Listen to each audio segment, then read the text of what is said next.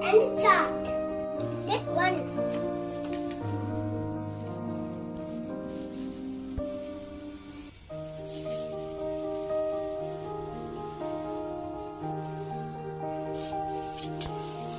Draw like this. Then cut.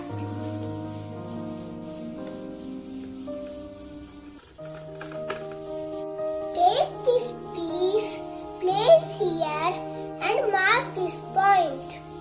We need 4 pieces in transparent sheet.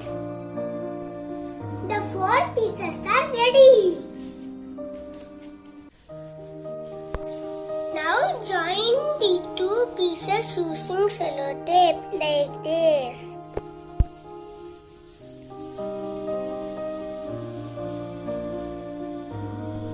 Join all the sides like this.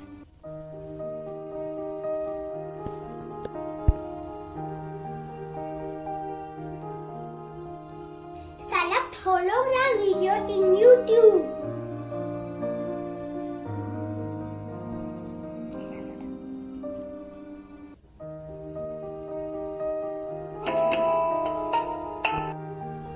Place here. Next, switch off the light and play the video.